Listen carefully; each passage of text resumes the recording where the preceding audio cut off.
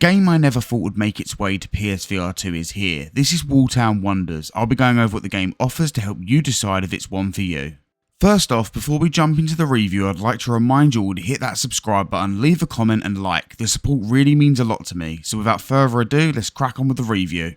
Wooltown Wonders doesn't really have a story, or well, at least it didn't feel like there was a story to me. However, it's what you make of it. You can consider yourself a god of their world or just a friendly helper. You have to aid these miniature people living inside the walls to build settlements and expand their world.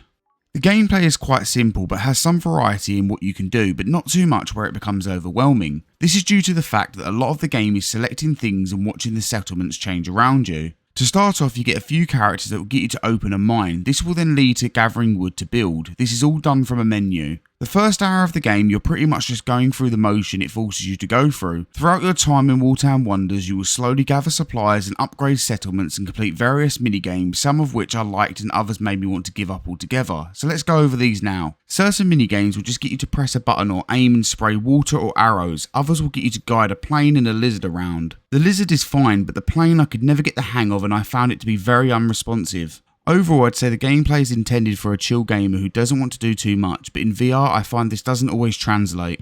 Now for the graphics, they look fine, the surroundings are very detailed and look quite nice, but I found the resolution and clarity of the settlers and settlements to be of a higher quality on the Quest. And the Quest also allows you to get up close to the buildings, whereas the PSVR2 version kind of pushes you back in a sense.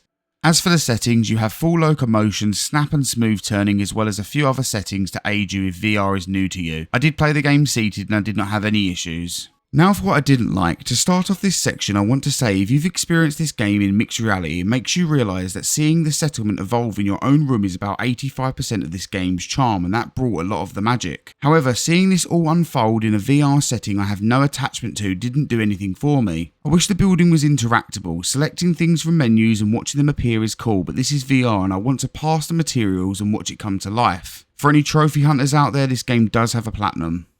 Overall, Wooltown Wonders is a fine game on the PSVR2, but the true wonder of this game comes from the mixed reality mode, and with the PSVR2 not having that, I found myself missing it. Now, if you want a chilled experience and enjoy building sims, you're probably going to get a kick from this, but I think it's fair to say the real wonders of this game comes from the Quest version. Even with all that said, I still found myself losing time in this game, and it's still a very enjoyable experience and is no way a bad game. It's just a little bit better elsewhere. So, should you get this game? Well yes, if you like the idea of creating a settlement around you, then you'll get some enjoyment. However, if you'd prefer to spend your time doing something a bit more than standing still and watching things happen, then I'd say go for something else. This concludes my review of Wooltown Wonders. If you've enjoyed this video, then make sure to stick around. I cover Quest, PSVR2 and PCVR, so I'm sure you'll find something of interest. Thanks for watching and have a nice day.